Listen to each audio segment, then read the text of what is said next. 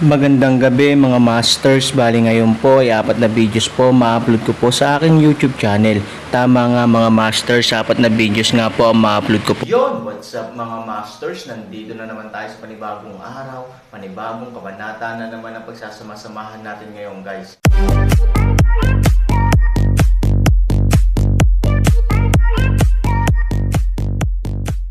Bali mga masters, kung bago ka pa lang po sa aking YouTube channel, please click the subscribe button, lalong-lalo na po yung notification bell guys, para maging connected pa rin tayo sa isa't isa at maging updated kayo sa mga susunod ko pang video. Bali mga masters, bago natin umpisahan ng kwento ay mag-shoutout po muna tayo para sa mga solid nating tagapakinig. Shoutout kay Natsu Place at shoutout kay User WC9. Yun na nga mga masters, no? Bali hindi na ito patagalin. In 3, 2, 1, let's go! Mga master, magbabalik tayo sa pag-upload ng 4 na videos everyday simula ngayon araw. Salamat sa solid na pagsuporta mga master. Ang taos-pusong ekspresyon ni Aaron ay nangangahulugan na magkakaroon siya ng ilang taos-pusong salita na sasabihin kay Ivory. Ngunit sa oras na ito, nangyari ang masamang tanawin. Sinira ng hitsura ng ilang gangster ang katahimikan ng gabi. Ang ilang mga tao ay tila nakainom ng maraming alak at naglalakad na nanginginig. Kapag nahanap nila ang Aaron at Ivory, tumawa sila at pinalibutan sila. Mga anak, napakatapang ninyong hindi umuwi ng masyadong gabi at mahalin ang inyong pamilya sa likuran ninyo. Little sister, kung gusto mong makipaglaro sa kapatid mo saglit, dapat mas magaling pa siya sa boyfriend mo. Ang batang babae ay medyo maganda. Kilalanin ang mga bastos na ito, kung magbabago sa dati, matatakot si Ivory, ngunit ngayon siya, ngunit napakalma, dahil alam niyang mapoprotektahan ng Aaron ang kanilang sarili. Umalis ka na, malamig na sabi ni Aaron. Oh, little brother, you are so darn that you dare to let me go. Little thing, alam mo ba kung sino kami? It's just a bunch of little ruffians. Kailangan ko bang malaman kung sino ka? Aaron disdains ang paraan. May nagbasag ng bote sa kamay niya. Maliit na ruffian. Sinasabi nila na nasa kalsada. Paano sila matatawag na little ruffians? Little bastard, you are so big in your mother's voice. Mukhang hindi kita tuturuan ng leksyon. Hindi mo alam kung ano ang mga kuya. Tapos na sabihin, ang taong iyon ay magsisimulang magturo ng Aaron. Sa mata ni Aaron, ang ganitong uri ng tao ay hindi kasing husay ng mga nunal na langgam. Bago siya makalapit sa katawan ni Aaron, siya ay pinalayas ng Aaron. Sa orihinal, maraming tao ang puno ng alak, ngunit nang ang kanilang mga kasama ay sinipa ng Aaron, lahat sila ay lasing. Walang inaasahan na ang isang maliit na batang lalaki ay dapat magkaroon ng labis na lakas.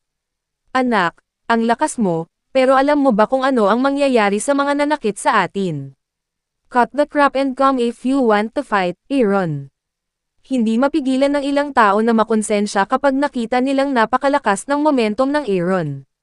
May dahilan siguro kung bakit siya baliw, at ang lalaking pinalayas kanina ay parang nahimatay, at walang gumagalaw.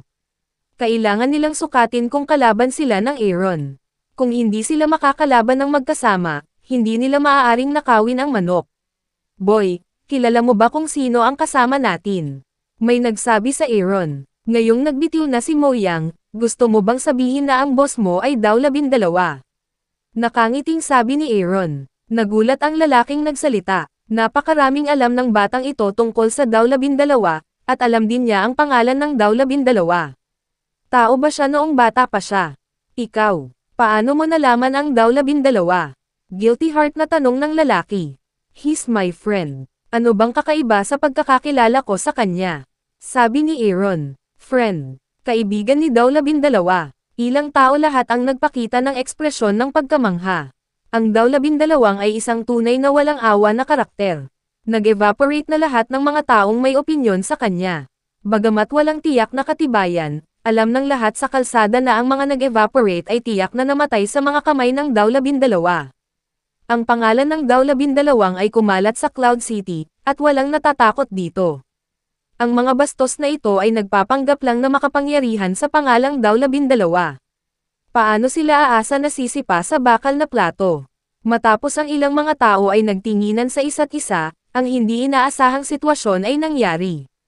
Ang kawawang tumakbo at hindi lumingon ay diretsyong iniwan ng kasama. Si Lavery, na naghihintay na makakita ng magandang dula, ay natulala. Takbo. Tumakas. Bakit ang bilis nilang tumakbo? Gulat na tanong ni Ivory. Si Han Sanchen ay labis ding nalungkot. Akala niya hindi siya maniniwala sa mga lalaking ito at makikipagkompetensya sa kanya. Sino ba naman ang nag-akala na pabilis ang pagtakbo nila isa-isa? Natakot yata ako sa pangalang daw 12. Sabi ni Aaron. Nakatira ang daw 12 sa isang villa sa gilid ng burol. Sa panahong ito, naging pamilyar na siya kay Lavery. Sa opinyon ni Ivory, medyo nakakatakot ang daw 12 kapag seryoso, pero kadalasan, approachable pa rin ang daw 12.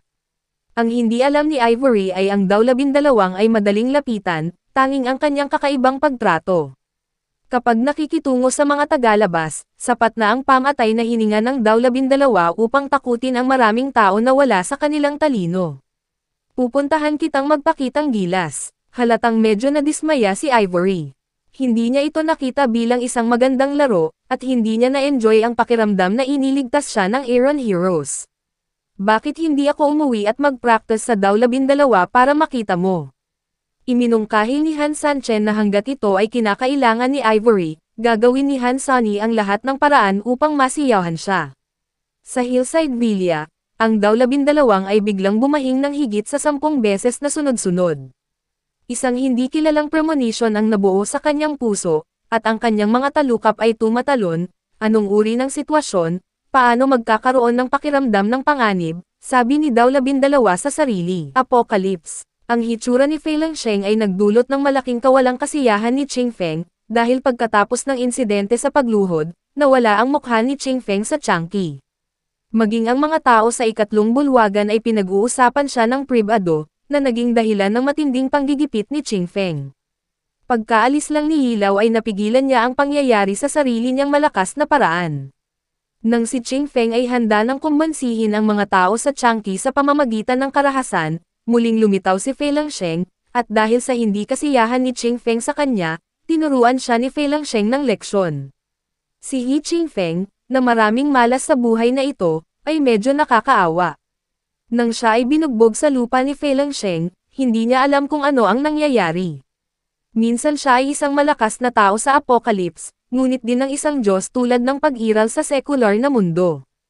At ngayon, pagkatapos ng suntok ng Aaron, at ang suntok ni Fei Langsheng, nagsimula siyang magduda sa buhay. Saan galing ang mga lalaking ito? Paano sila magiging napakalakas? Sa iyong lakas, hindi mo ako kalaban. Payo ko sa iyo na isuko ang ideya ng pagharang sa akin. At saka, inutusan ako ni Aaron na pumunta dito, sabi ni Fei Langsheng kay Ching Feng. Matapos marinig ang tatlong salitang ito, si Ching Feng ay nagsimulang magsisi sa kanyang puso. Kung alam niya iyon, paano niya lalabanan si Fei Langsheng? Si Han Sanchen ay isang lalaking may abnormal na lakas at isang malakas na tao na nakaligtas sa digmaan 100 taon na ang nakalilipas. Kung siya ay kanyang subordinate, hindi siya maaaring maging isang mahinang tao. Si He Ching Feng ay nasa gulo. Pinilit niyang bumangon mula sa lupa at sumili ang ngiti sa kanyang mukha. Sabi niya, pinadala ni Shish Uzo. Sabi mo kanina, paano kita pipigilan?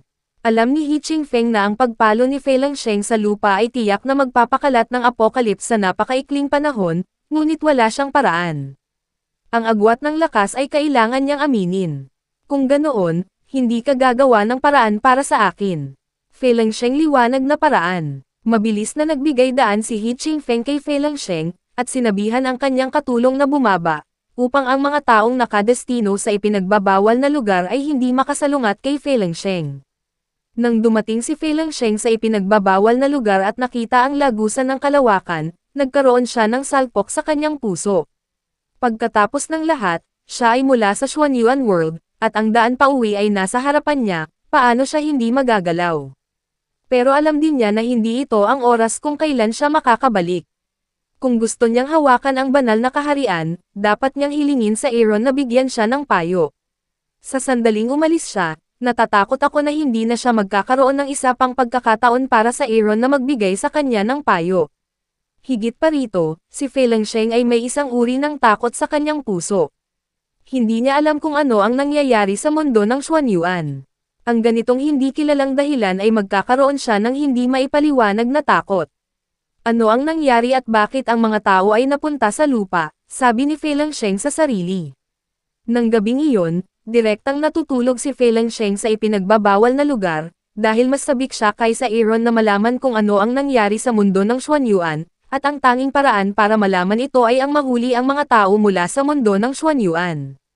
Nang si Fei Langsheng ay nakatulog, siya ay dumating sa isang tunay na panaginip, ang nakapalibot na kapaligiran ay isang makapal na fog, ang visibility ay napakababa. Sa ngayon, alam na alam ni Fei Langsheng na nananaginip siya, ngunit kahit anong gawin niya, hindi siya magising sa panaginip. Ang pakiramdam na ito ay nagpaparamdam kay Fei Langsheng na ang pangarap ay hindi simple. Fei Langsheng, pinagtaksilan mo ang mundo ng Xuanyuan. Sa sandaling ito, isang napakababang boses ang biglang tumunog sa tainga ni Fei Langsheng. Si Fei Langsheng ay umiikot sa loob ng isang linggo, hindi nakita ang may-ari ng tunog, tila nagtago siya sa hamog. Sino ka? Tanong ni Fei Langsheng. Ang mga nagtataksil sa mundo ng Xuanyuan ay hindi kwalipikadong mabuhay. Sabi ulit ng boses, si Fei Langsheng ay puno ng pagbabantay, handang harapin ang hindi inaasahang sitwasyon anumang oras. It's not up to decide if I'm qualified to live or not. I'm sneaky and dare not show up. I have the ability to talk to you.